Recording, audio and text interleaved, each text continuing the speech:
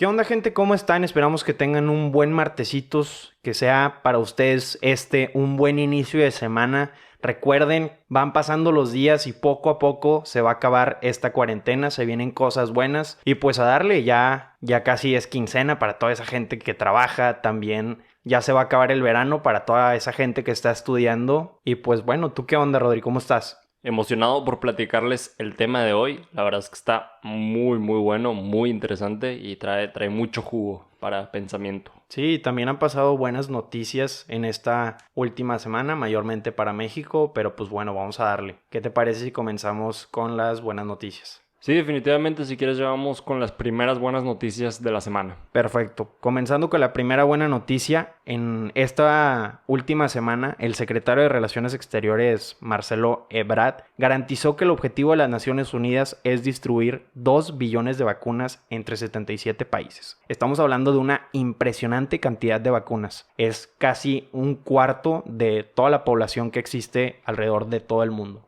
El canciller especificó que México participa en este momento en todos los esfuerzos multilaterales para el desarrollo de una vacuna contra el COVID-19. Los datos indican que sí se podría contar con alguna vacuna este año y México va a llegar a tiempo. Es una súper buena noticia y si te fijas, Marcelo Ebrard se está poniendo la corona porque está dejando las acciones de López-Gatell, está dejando la representatividad de Andrés Manuel López Obrador, presidente que ni siquiera usa tapabocas. Y no sé, siento que es una muy buena iniciativa. Qué bueno que se está tomando acción y pues a darle con todo. Pues sí, quieras o no, Marcelo Ebrard es la mano derecha de Obrador. O sea, definitivamente le ayuda en muchas de sus actividades. Pero qué bueno que llega con estas noticias, porque definitivamente no sé qué tanto tiempo pueda aguantar México sin una vacuna. Y el hecho de que estemos considerados en esos 77 países habla de que sí somos necesarios para el mundo y que quieras o no tenemos una muy buena fuerza laboral. No, y deja tú, también se dijo el presidente Donald Trump de Estados Unidos que no estamos en el pico de casos de infección por el coronavirus. Entonces, muy probablemente no nada más esté pasando en Estados Unidos, sino también alrededor de todo el mundo. Y pues hay que prevenir en vez de lamentar en un futuro. Espero que sí nos aseguren que las vacunas lleguen para antes de fin de año y que todos podamos celebrar un nuevo 2021 con ya un diferente estilo de vida. No creo que todos vayamos a estar vacunados para finales de año, pero una pequeña parte de la sociedad va a aprovechar esta vacuna. No, pero quieras o no, en México somos una población de 120 millones de personas. Con que vacunen a la mitad de esas personas ya va a haber un muy diferente estilo de vida. No, y quién sabe cómo reaccione la población, porque una gran parte no cree en la ciencia y a mí me frustra bastante eso. O sea, hay gente que no cree en el coronavirus, que están de, no, yo no me voy a poner vacuna y no, yo no creo en esas cosas, que ni siquiera usan tapabocas y no sé, qué miedo. Yo en el primer episodio. Nada, broma. Hay mucha gente ignorante. Esperemos que sí se puedan vacunar y se pongan la vacuna y volvamos ya a nuestra vida normal. Pero por otra noticia, también el canciller explicó que México participa en 4 proyectos de vacuna contra el COVID-19, siendo la vacuna recombinante de un esfuerzo de la UNAM y el Instituto de la Biotecnología de la UNAM, la vacuna veterinaria de Abimex, el IMSS y la UNAM, la vacuna del ADN del TEC y la Universidad Autónoma de Baja California, y la vacuna de péptidos de la Universidad Autónoma de Querétaro y el Instituto Politécnico Nacional. Esas son buenas noticias. Qué bueno que las universidades se estén metiendo en las investigaciones y mayormente porque en México no se invierte tanto en innovación. El presidente no le asigna los recursos adecuados a la innovación y pues es de suma importancia la participación de las universidades con estas problemáticas. Sí, claro, y más que nada porque creo que no han bajado el precio de las colegiaturas, que es un tema que no quería tocar, pero es relevante. Así que pues mínimo que pongan sus esfuerzos en sacar una vacuna a tiempo. Y en otras noticias, nuestra celebridad favorita del podcast, Kanye West. La verdad es que no nos gusta hablar mucho de celebridades, pero nos da mucho de qué hablar este último mes. Y pues bueno, Kanye West ya pidió disculpas a Kim Kardashian en Twitter, donde explicó que no debió de haber divulgado la información sobre que iba a abortar a su primera hija North West. Pero bueno, si no tienen contexto de lo que pasó, Kanye West empezó en su rally el 18 de julio, un rally muy mal organizado, de sus primeros rallies para la candidatura, en donde empieza a hacer un alboroto o un show sobre su hija Northwest y que posiblemente pudo haber sido abortada. Esta información se me hace un poco irrelevante para su campaña. Yo siento que no la debió de haber divulgado, pero bueno, la divulgó. El punto es que tuvo como un episodio psicótico, se podría decir, en Twitter y empezó a poner tweets de todo, de cómo querían divorciarse Kanye West y Kim Kardashian, cómo querían robarle los hijos. Ahorita Kanye West en ese tiempo, esto ocurrió alrededor del 18 al 20 de julio, Kanye West estaba en Wyoming con sus hijos, en una mansión, y estaba él encerrado con ellos porque no quería que les quitaran a sus hijos. Qué miedo. La verdad es que sí. Y por último dejó un tweet un poco muy controversial sobre que su vida es como la película de Get Out. No sé si sabes cuál sea esa película. Sí sé cuál es, pero no la he visto. Para los que no conocen, Get Out es una película como que hace crítica a la vida de los blancos en Estados Unidos, de los blancos. El punto es que es, en pocas palabras, es la vida de una persona que se consigue una novia. Él es de raza afroamericana y la novia es de raza blanca. Y el punto es que se la lleva como un viaje. Bueno, ella le invita a conocer a su familia y su familia están locos y son personas, por ejemplo, el Ku Klux Klan, por así decirlo. Son de que, en pocas palabras, porque es un poco más complicado que eso, pero para que vean la película está muy muy buena. Es como de miedo thriller. El punto es que Kanye declara que ese es su estilo de vida y que eso es lo que está pasando ahorita con su familia. Supuestamente fue un episodio psicótico y ahorita ya se reconcilió y ya está en mejores, como más tranquilo. Por otra parte, Kim Kardashian había dicho que estos ataques psicóticos fue porque Kanye West no se estaba tomando su medicina. Kanye West en el 2016 fue diagnosticado de trastorno bipolar y presentó un episodio psicótico. Y ahorita Kim Kardashian pues declaró que era porque no se estaba tomando sus medicamentos porque supuestamente eliminan su creatividad. Yo espero que ya se los esté tomando y por eso ya está relajado un poco más. Pobre hombre. Este inicio de campaña que él proyectó no fue el correcto, por así decirlo, pero le deseo lo mejor, que se mejore, que sienta seguridad por su familia y... Sí, esperemos que se aleje un poco de los reflectores, que ya termine con su rally o con su campaña electoral y que simplemente se dedique a cuidarse a él mismo, a su familia y a su salud mental. Y pues bueno, pasamos a la siguiente buena noticia, donde también el fabuloso canciller Marcelo Ebrard también participa. En esta semana hubo una junta virtual entre ministerios y secretarios de Relaciones Exteriores de diversos países de Latinoamérica y específicamente el ministro de Relaciones Exteriores de China, Wang Yi, también participó en esta junta. El canciller mexicano fue quien encabezó esta junta y el secretario Wang Yi declaró que habrá un préstamo de $1,000 millones a México y a otros países de Latinoamérica para apoyar en la distribución de la vacuna para el coronavirus. Pues hay que aclarar aquí que China no es como que se está viendo increíblemente bueno el Salvador de Latinoamérica ni nada, simplemente es un préstamo de $1 billón, no está regalando dinero ni nada, habrá que pagárselo después, pero aún así creo que está bien, ya que ahorita estamos teniendo muchos problemas económicos en México y es necesario tener todo el dinero posible para poder financiar las vacunas. Pero bueno, ahora sí ya vamos a nuestro tema estelar, el tema más importante. No es una noticia reciente, pero sí es un tema muy interesante que se debe de difundir y es sobre Jeffrey Epstein. Perfecto, ¿qué te parece si les empezamos platicando un poco de la vida de este hombre? Claro que sí, pues Jeffrey Epstein, nacido en Brooklyn en 1954, de una familia judía, una vida normal, la verdad, de clase media. Su madre era ayudante escolar y ama de casa, y su padre era jardinero en los jardines, públicos de Nueva York. Una vida normal. Estudió física en Cooper Union, una de las universidades de Nueva York, y luego se cambió al Instituto Courant de Ciencias Matemáticas. Pero lo extraño aquí es que nunca se graduó ni obtuvo un título de ninguno de los dos. Así también llegó a ser maestro de física y matemáticas a los 21 años en la Universidad de Dalton School, una de las más privilegiadas de todo Nueva York, y también es una universidad que atiende a la misma élite de esta zona. Esta universidad tiene una cuota anual de $54,000, siendo más de $1 millón anuales. En esa misma época, en 1973, conoció a una de sus primeras novias, llamada Lane Coppell, hija de Ace Greenberg. Él era un ejecutivo con una gran cantidad de dinero, gracias a que trabajaba como ejecutivo en el banco de inversiones de Bear Stearns. Lo relevante de esto es que no se sabe cómo logró entrar Jeffrey Epstein a dar clases en las preparatorias y universidades, ya que, bueno, en Dalton School, ya que no tenía pues ninguna maestría, no tenía ni su diploma de universidad. Sí, no se sabe con qué contactos llegó hasta ese lugar. Después de ahí, consiguió su primer trabajo en Bear Stearns y de ahí comenzó su carrera en Wall Street. El papá de su novia le consiguió el trabajo en Wall Street en su mismo corporativo y pues logró un muy buen trabajo. Dicen que era muy brillante, que sabía cómo resolver los problemas, pero que se dieron cuenta que estaba cometiendo actos corruptos. Ajá. Exactamente. Y aparte, mintió sobre su currículum. Tiempo después fue contratado por altos magnates ejecutivos como lo fue Steven Hoffenberg y Lex Wexner. Estamos hablando de dueños de empresas grandísimas como lo fue la compañía de Limited Brands, que manejaba Victoria's Secret, Abercrombie, Bath & Body Works, entre muchas otras. Lo chistoso aquí es que Stephen Hoffner contrató a Jeffrey Epstein sabiendo sobre su pasado. O sea, sabía que era una persona corrupta, que hacía mal manejo del dinero, pero que hacía ganar mucho dinero de malos caminos o de malas fuentes. No, y de hecho también se dice que con Lex Wexner tuvo cierta relación amorosa. O sea,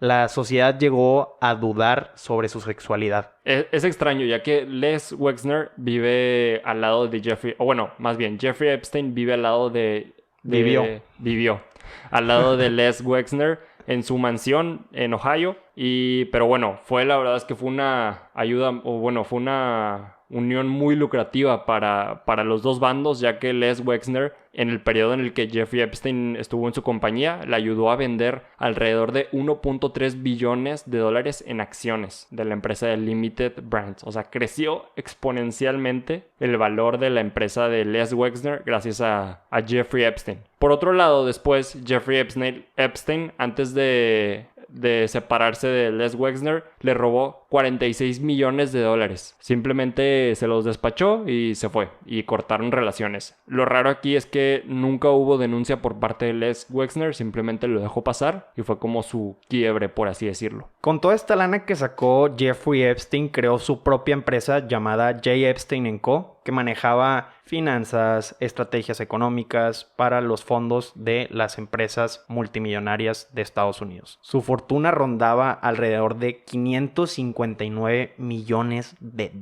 Y con toda esta lana, obviamente podría darse sus lujos exponenciales que casi nadie tiene, como lo fue la mansión que tenía en Nueva York, evaluada con más de $77 millones. Otra casa en Palm Beach, evaluada a más de $15 millones. Un departamento en París, que se evaluaba por más de $4 millones. Por último, y no menos importante, la isla llamada Little St. James, evaluada en $10.5 millones. Dime, ¿para qué fregados quieres una isla tú? ¿Qué harías tú si tuvieras una isla? ¿Para qué la utilizarías? Una isla. Ajá. Yo creo que me haría un parque de diversiones o algo así de que súper extravagante. Digo, si ya tengo el dinero para comprarme una isla, tipo, creo mi propio Six Flags.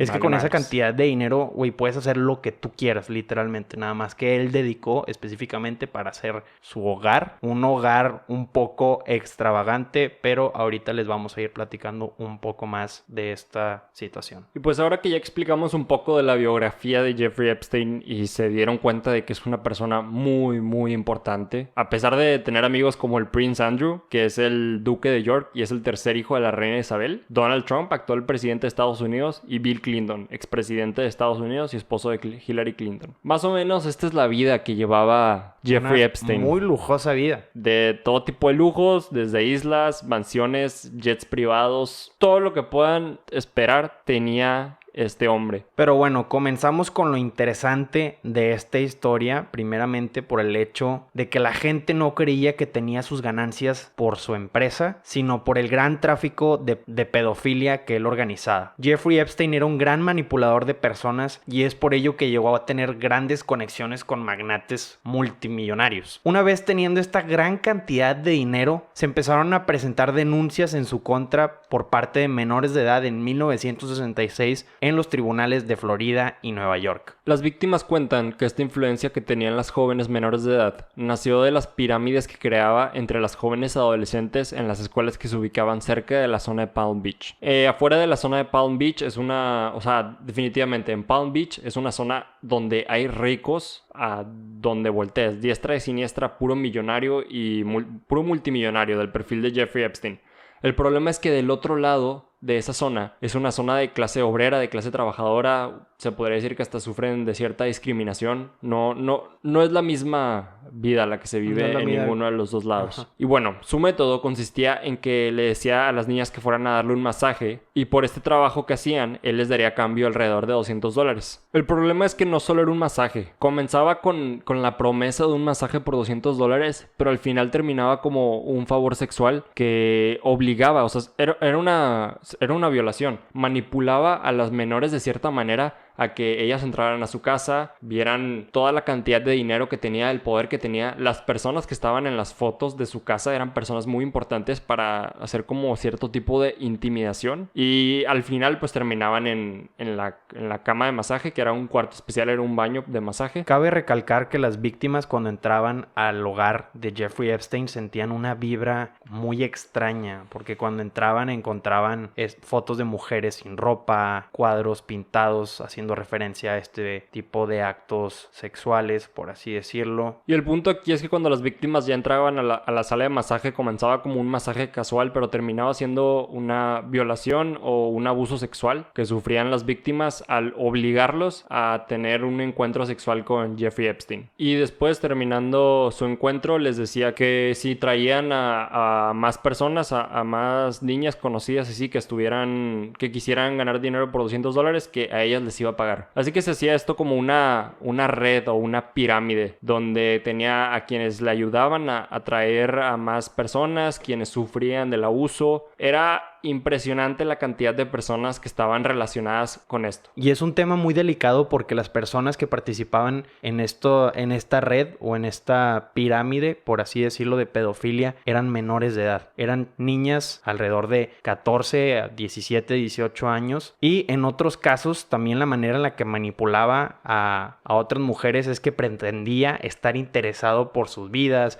les preguntaba por sus carreras, sus familias, y de esta manera él les prometía contactos, riquezas, incluso también el pago de toda su colegiatura y éxito en un futuro. Sin embargo, después de tiempo se daban cuenta de que él no estaba interesado en su potencial, no se preocupaba por ellas, simplemente quería cometer este tipo de actos abusivos en contra de ellas. Y después de un gran esfuerzo de una gran cantidad de víctimas, después de mucha investigación por parte de la policía de Palm Beach, de abogados cercanos, al final se llevó una investigación en donde estaba involucrada el FBI para poder llevar a Epstein a la justicia. El problema radicaba que el juez de distrito era Alex Acosta y al final le dio un trato, un deal muy jugoso a Jeffrey Epstein. Se trataba sobre solamente 18 meses en la cárcel y arresto domiciliario. Esto se me hace muy injusto porque Jeffrey Epstein contaba con una gran cantidad de dinero,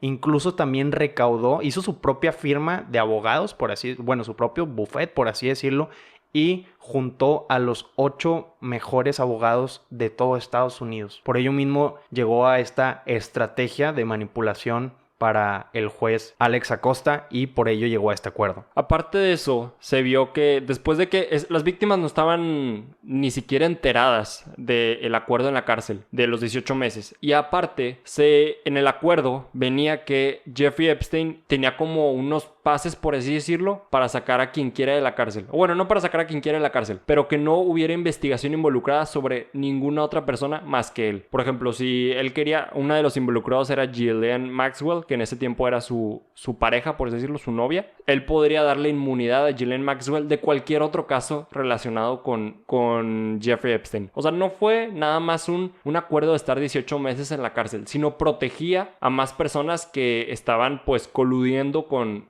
Jeffrey Epstein. Además de esto, su estancia en la cárcel fue una burla definitivamente. Literalmente. Estamos hablando que de las 24 horas que estaba ahí, se le permitía salir 12 horas. De 8 de la mañana a 8 de la noche, él estaba fuera de la cárcel. Simplemente salía, saludaba al guardia y se iba a quién sabe dónde a hacer quién sabe qué. Además de eso, tenía acceso a una sala de televisión, a cualquier otra cosa Se le trataba prácticamente como mi rey. Sí, era el rey de la cárcel y no tenía... Ni siquiera se sentía en la cárcel, ya que no estaba. Estaba fuera la Nada mitad más del dormía, día. Ajá. literalmente. Así que fue una burla para las víctimas este tipo de trato. Y después terminó en arresto domiciliario. El punto es que no cumplió el arresto domiciliario. Él se veía saliendo, yendo a hoteles, viajes, etc.